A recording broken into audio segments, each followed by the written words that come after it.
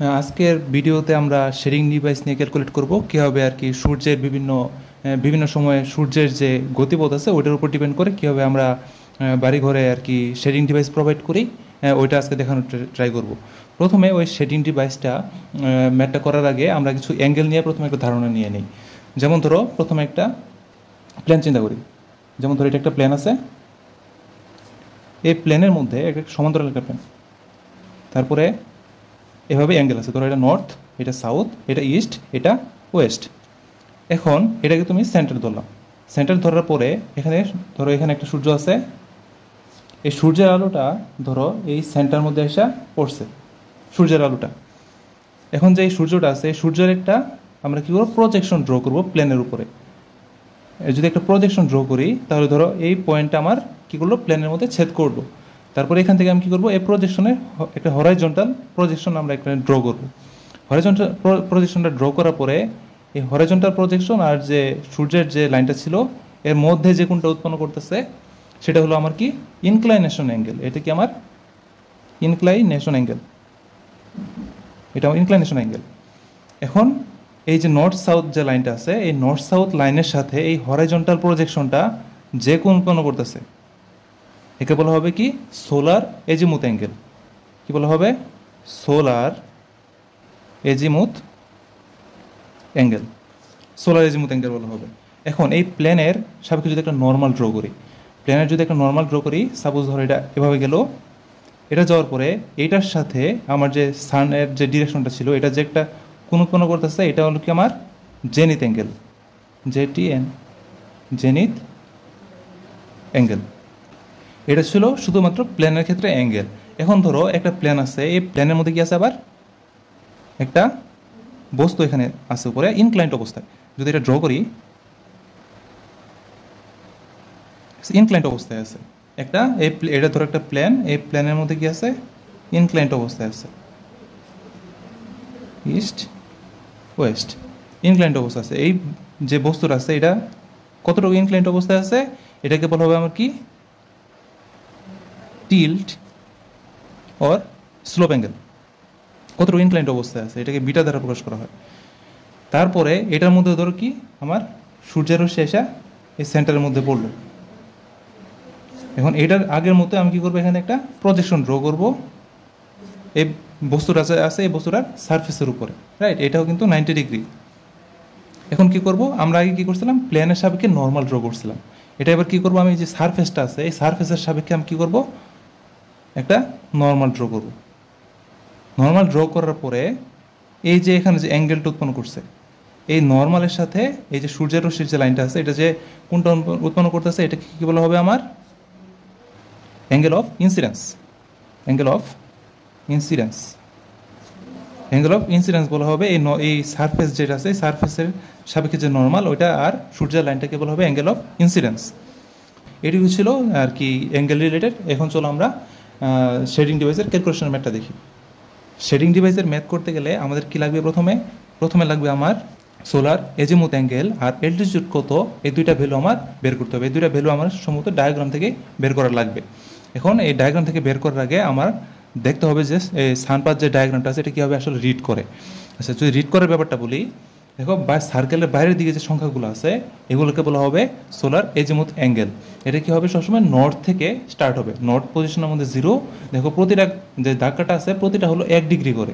তার মানে দেখো এইখান থেকে ক্লকওয়াইজ সবসময় আমার ঘুরবে। এটা কোনো সানপাথ ডায়াগ্রামের মধ্যে যদি এইগুলো উল্টাপাল্টা অবস্থায় দেওয়া থাকে, মানে ধরো লেফট থেকে ঘোরা শুরু করছে, মানে এখানে 10 20 এভাবে করে ঘোরা শুরু করছে, তাহলে তুমি যখন মানটা নিবা তখন তোমাকে কি ক্লকওয়াইজ ধরে মানটা নিতে হবে। এদিক দিয়ে সবসময় আমার বাড়তে থাকবে। আচ্ছা, এটা হলো আমার সোলার এজিমুথ অ্যাঙ্গেল। দেখো এখানে ভার্টিক্যাল আরেকটা লাইন আছে, দেখো এটা 0 থেকে শুরু হয়েছে 10 20 30 এই সেন্টার পর্যন্ত কত 90। এটা হলো কি আমার অ্যালটিটিউড অ্যাঙ্গেল। আচ্ছা, তারপরে এই দিক বরাবর যে লাইনগুলো আছে লক্ষ্য করো, এগুলো হলো আমার টাইম, মানে সকাল 6টা 7টা 8টা এভাবে, মানে নর্থ সাউথ লাইনের রাইট সাইডে হলো আমার AM, লেফট সাইডে হলো আমার PM। এটা হলো আমার টাইমের লাইন। দেখো ডট ডট দিয়ে যে লাইনগুলো আছে এগুলো হলো আমার কয়টা বাজে ওইটার একটা লাইন। আর এই যে লাইনগুলো আছে এগুলো কি, এগুলো হলো বিভিন্ন মাসের যে তারিখগুলো আছে যেমন ধরো কোশ্চেনের মধ্যে বলে দিল তোমাকে যে এপ্রিল 15 বা আগস্ট 30-র মধ্যে যে কোনো একটা টাইমের ক্ষেত্রে আমার শেডিং ডিভাইসটা ক্যালকুলেট করতে, ওই ক্ষেত্রে আমার এখান থেকে মানটা নিয়ে আমরা কি করব, ক্যালকুলেট করব।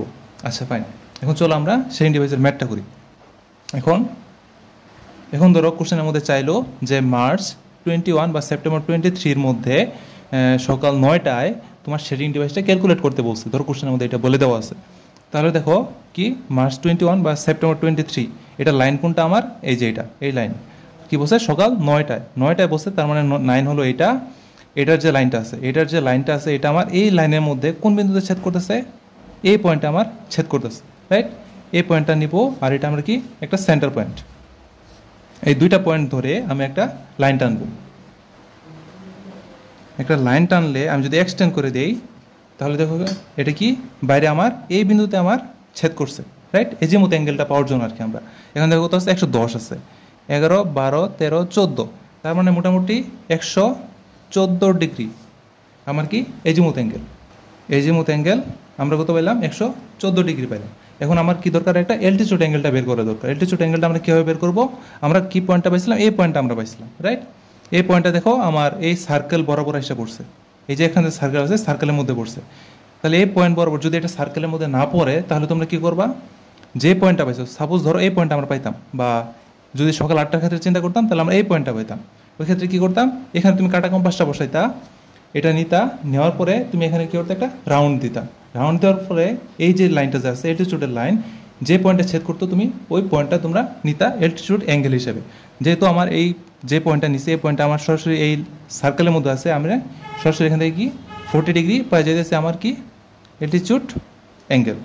এই দুইটা ভ্যালুই আমার বের করতে হবে সানপাথ ডায়াগ্রাম থেকে। তাহলে চলো আমরা এখন ম্যাথটা শুরু করি। আমরা কত পাইছি, এজিমুথ অ্যাঙ্গেল পাইছি 114 ডিগ্রি, আর আলফা পাইছি আমরা কত 40 ডিগ্রি।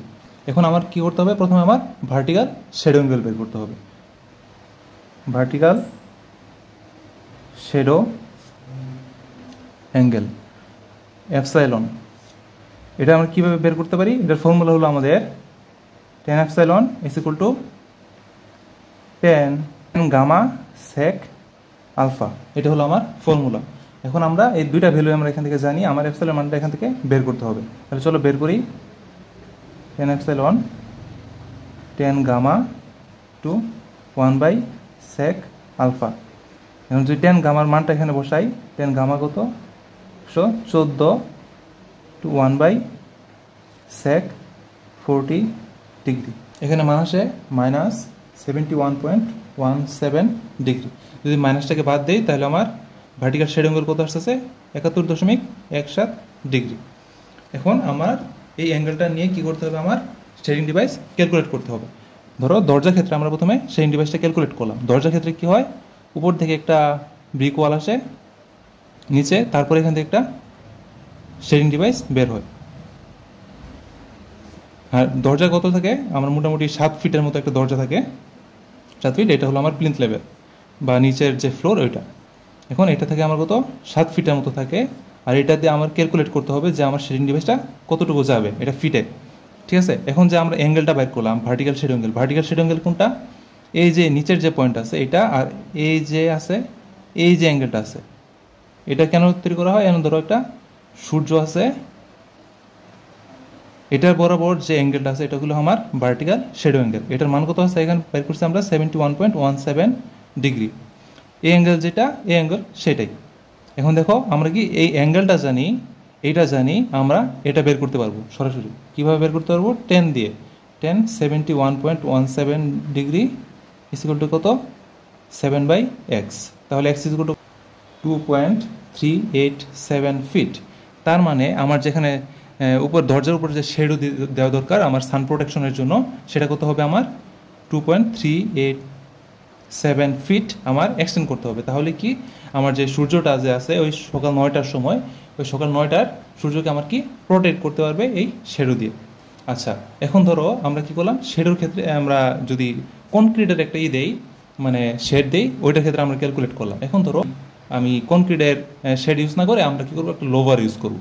লোভার ইউজ করে আমরা কি করব, যে সান যে আছে এটাকে আমরা প্রোটেক্ট করার ট্রাই করব। তাহলে আমরা যদি ওইটার ক্ষেত্রে করি, এটার জন্য আমার আরেকটা ভ্যালু দরকার। এটা কি আমার ওয়ালের যে এজিমুথ অ্যাঙ্গেল আছে ওইটা আমার জানা দরকার। ওয়ালের এজিমুথ অ্যাঙ্গেল সাধারণত কোশ্চেনের মধ্যে দেওয়া থাকতে পারে। তাহলে আমরা কি পেলাম, এটা কি আমার সোলার এজিমুথ অ্যাঙ্গেল। সোলার এজিমুথ অ্যাঙ্গেল আছে এটা। আর ধরো ওয়ালের এজিমুথ অ্যাঙ্গেল সাপোজ যে কোনো একটা হতে পারে, ধরলাম 100 ডিগ্রি ওয়ালের এজিমুথ অ্যাঙ্গেল, ধরো কোশ্চেনের মধ্যে এটা দেওয়া আছে। এখন কি করতে হবে, যে হরাইজন্টাল একটা অ্যাঙ্গেল বের করতে হবে। যদি তুমি লোভার ইউজ করো ওই ক্ষেত্রে ওই অ্যাঙ্গেলটা কত হবে, অ্যাঙ্গেলটা হবে এই যে সোলার এজিমুথ যে অ্যাঙ্গেলটা আছে, সোলার এজিমুথ অ্যাঙ্গেল থেকে আমার কি করতে হবে, ওয়ালের যে এজিমুথ অ্যাঙ্গেল আছে এটা বিয়োগ করতে হবে। বিয়োগ করলে 14 ডিগ্রির মতো আসে। এখন লোভারের ক্ষেত্রে কি আমরা কি করছিলাম, এটা যদি কনক্রিটের যদি শেড ইউজ করি ওইটার ক্ষেত্রে আমরা এইভাবে ইউজ করছিলাম ভার্টিক্যাল শেড অ্যাঙ্গেল দিয়ে। কিন্তু যদি লোভার ইউজ করি আমরা, লোভার ইউজ করতে গেলে এটা কি আমাদের টপ থেকে দেখতে হবে। যেমন ধরো আমাদের ধরো একটা রুমের ধরো ব্রিকের ওয়ালগুলো এরকমভাবে দেওয়া আছে। এখন ধরো এটা দরজা সাধারণত ধরো আমরা কীভাবে দিই, যদি বড় দরজা হয় আমরা 5 ফিট ওয়াইড দিই আর 7 ফিট হাইট দিই, রাইট।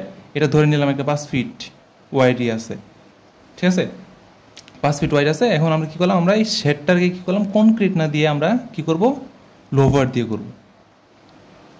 এভাবে লোভার দিব উপরে সান প্রোটেক্ট করার জন্য, ঠিক আছে। এখন এই লোভারটা কতটুকু এক্সটেন্ড হবে এটাকে ধরলাম ওয়াই। আর এটি ওয়াইড আমরা 5 ফিট জানি, যদি কোশ্চেন যদি অন্য কিছু দিয়ে দেয় 5 ফিটের জায়গার মধ্যে তোমরা ওইটা ইউজ করবা। আচ্ছা, এখন আমরা যে অ্যাঙ্গেলটা বের করলাম, এই অ্যাঙ্গেলটা কোনটা, এই যে এই পয়েন্টটা যে আছে এই পয়েন্ট আর এই যে পয়েন্ট, এই দিকের যে অ্যাঙ্গেলটা আছে এটা সূর্যটা থাকবে এখানে, ঠিক আছে। এই যে অ্যাঙ্গেলটা বের করলাম আমরা 14 ডিগ্রি, এই 14 ডিগ্রিটা হলো আমার এটা হলো আমার 14 ডিগ্রি। তার মানে এটার যে অ্যাঙ্গেল এটাও সেম অ্যাঙ্গেল, রাইট। তার মানে আমরা অ্যাঙ্গেল জানি, এদিকে 5 ফিট জানি, তাহলে আমি এইদিকে বের করতে পারবো না কতটুকু এক্সটেন্ড করা লাগবে, লোভার বের করতে পারবো। তার মানে দেখো 14 ডিগ্রি ইকুয়াল টু কত হবে, 5/y। তার মানে দেখি ওয়াই কত আসে, 20.054 ফিট, যেটা প্রায় অবাস্তবে বলা যায়। তার মানে তুমি যদি এখানে লোভার দিয়ে তুমি শেডটা দিতে যাও তাহলে তোমার কত করতে হবে, এটা তো আমার 2 ফিট এক্সটেন্ড করা হয়ে গেছে। কিন্তু এটা তুমি যদি কনক্রিটের শেডের জায়গার মধ্যে তুমি যদি লোভার দিয়ে শেডটা দিতে যাও তাহলে তোমার কত এক্সটেন্ড করতে হবে, 20.05 ফিট তোমাকে এক্সটেন্ড করতে হবে সামনে, যেটা প্রায় অবাস্তব বলা যায়। তাই এই ক্ষেত্রে মানে এই এজিমুথ অ্যাঙ্গেলটা দেওয়া হচ্ছে, এটার ক্ষেত্রে এখানে লোভার দিয়ে আর কি শেডটা দেওয়া যাবে না, এটার ক্ষেত্রে আমার কনক্রিটের শেড ইউজ করতে হবে। তোমার কোশ্চেনের মধ্যে কোনো ধরনের অ্যাঙ্গেলের কথা বলছে না, এরকম একটা জিনিস ড্র করে দিছে জাস্ট।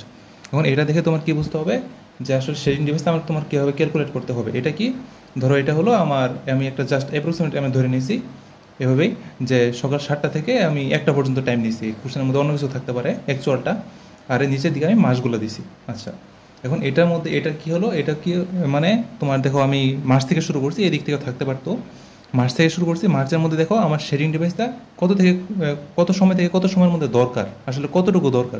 যেমন ধরো লাইনটা যদি দেখি 12 PM আর 8 AM, 8 AM থেকে 12 PM এর মধ্যে আমার মার্চ মাসে আমার শেডিং ডিভাইসটা দরকার, রাইট, এইটুকুর মধ্যে। তার মানে প্রতিটা মাস আমার এভাবে টাইম ধরে বের করা যাবে। এখন কি করতে হবে, এই যে জিনিসটা আছে এই জিনিসটা আমার কী করতে হবে, গ্রাফের মধ্যে ড্র করতে হবে। যেমন ধরো ড্র যদি করি মার্চ মাসের মধ্যে, মার্চ থেকে এপ্রিলের মধ্যে, ঠিক না, মার্চ থেকে এপ্রিলের মধ্যে কত, 8 থেকে 12। ধরো এটা কী করবো, আমি ধরো এখানে ড্র করবো, দেখো মার্চ, এখানে দেখুন মার্চ লেখা আছে আর উপরেরটা কত, এপ্রিল। তার মানে এই দুইটা লাইনের মাঝখান বরাবর আমার এটা হবে কত, 8টা থেকে মার্চ এপ্রিল মাস, এটা দেখো 8-এর লাইন কিন্তু এটা, রাইট। তার মানে এটা আমি ইন্ডিকেট করলাম, রাইট, ভরাট করবো এটা 8 থেকে 12 পর্যন্ত। 12 গুণটা এই যে মাঝখান বরাবর যে লাইনটা আছে এটা হলো আমার 12 লাইন, রাইট। এই যে এতটুকু জায়গা আমি কী করলাম,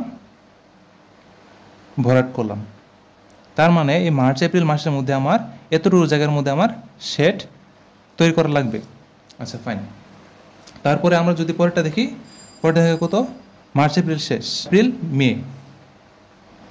এপ্রিল আর মের মধ্যে কতটুকু সময় দরকার আমার, দেখো 12 আর 9, সকাল 9টা থেকে 12টা পর্যন্ত আমার শেডিং ডিভাইসের দরকার। তার মানে এপ্রিল আর মে মাসের লাইনটা যদি দেখি, এটা হলো এপ্রিল, এটা হলো মে, রাইট, 9টা থেকে 12টার মধ্যে, সকাল 9টা, দেখো 9টা লাইন কিন্তু এটা থেকে এই 12টার মধ্যে। তার মানে এই জায়গাটার মধ্যে আমি কি করলাম, একটা শেডিং ডিভাইস প্রোভাইড করলাম। আচ্ছা, ফাইন। তারপরেটা দেখো কি আমার এই দুইটাও শেষ, মে আর জুনের মধ্যে হতো, মে আর জুনের মধ্যে দেখো সেম ছিল, তার মানে আমি এখানে আমি কী করলাম, সেম একটা লাইন ড্র করলাম, সেম টাইম যেহেতু ছিল এখানে ড্র করলাম। তারপর আমার কি জুন জুলাই দেখতে হবে, জুন জুলাই কত আমার 9 থেকে 1-এর মধ্যে আছে, রাইট, 9 থেকে 1, তার মানে এটা আমি 9 থেকে 1 পর্যন্ত এক্সটেন্ড করে দিলাম পরের মাসের জন্য। আচ্ছা ফাইন, তার মানে জুন জুলাই আমার শেষ। তারপরে কি জুলাই আর আগস্ট, জুলাইয়ের আগস্ট দেখো 8টা থেকে শুরু হয়েছে, শেষ হয়েছে 12টার মধ্যে, রাইট, জুলাই আর আগস্ট, জুলাই আর আগস্ট 8টা থেকে 12টা পর্যন্ত, তার মানে জুলাই আর আগস্টের মধ্যে 8 থেকে শুরু হয়েছে আর 12টা পর্যন্ত গেছে, তার মানে এটা একটু আরেকটু এক্সটেন্ড করে দিলাম, ফাইন। তার মানে জুলাই আগস্ট শেষ, এখন আগস্ট আর সেপ্টেম্বর দেখো কয়টা থেকে, 9টা থেকে শুরু হয়েছে 12টা পর্যন্ত, 9টা থেকে 12টা পর্যন্ত অলরেডি আসছে এখানে। তারপরে দেখো সেপ্টেম্বর অক্টোবর কত আছে, 11 আর 9, রাইট, 9টা থেকে 11টা পর্যন্ত দরকার আমার, তার মানে সেপ্টেম্বর আর অক্টোবরের লাইন হলো এটা, তার মানে 9টা থেকে যদি শুরু করি 11টা পর্যন্ত আমার শেডিং ডিভাইসের দরকার হইতেছে। এটা জাস্ট অ্যাপ্রক্সিমেট একটা হিসাব, এর বেশি কম বেশি হইতেই পারে। তার মানে আমার সেপ্টেম্বর অক্টোবর মাসের মধ্যে আমার এইটুকু জায়গার মধ্যে আমার শেড দরকার। তারপর এটা দেখি আমরা কি অক্টোবর নভেম্বর, অক্টোবর নভেম্বরের মধ্যে দেখা কত আছে, 10টা থেকে 11টা পর্যন্ত 1 ঘন্টা শেডের দরকার, রাইট। অক্টোবর আর নভেম্বরের লাইন এটা, তার মানে 10এর লাইন কিন্তু ছিল এটা আর 11 লাইন এটা, এইটুকুর মধ্যে আমার শেড প্রোভাইড করলেই হয়ে যাচ্ছে। এখন কথা হলো আমার টোটাল ওই বিল্ডিংটার জন্য আমার এতটুকু জায়গার মধ্যে ওই জায়গাটার জন্য শেড প্রোভাইড করতে হবে বিভিন্ন সময়ের ক্ষেত্রে। এখন আমরা কোন শেডটা আসলে নিব, আমার কথা হলো যে সবচেয়ে বেশি গরম থাকে মার্চ এপ্রিল মাসের দিকে আর কি, ওই সময়ের মধ্যে শেডটা সবচেয়ে বেশি লম্বা হয়, যে সময়টার ক্ষেত্রে আমার শেডটা সবচেয়ে বেশি বড় পরিমাণে দরকার হইতেছে, সবচেয়ে বেশি দরকার হইতেছে, ওই শেডটা আমরা নিব। যেমন ধরো আমি যদি এই অক্টোবর নভেম্বরের যে শেডটা সবচেয়ে ছোটো, আমরা যদি এটা ইউজ করি সারা বছরের জন্য, তাহলে কি আমাদের যে গরমের সময় এটা স্থান আমার প্রোটেক্ট করতে পারবে না ওই শেডটা। তাই আমরা কী করবো, সবচেয়ে বড় শেডটা নিব। এই সবগুলো আমরা এখানে ক্যালকুলেট করলাম, ক্যালকুলেট করার পর আমরা কি দেখতেছি যে সবচেয়ে বড় যে শেডটা আছে, সবচেয়ে বড় শেড কোনটা, এইটা, এটা আমরা এখান থেকে নিব।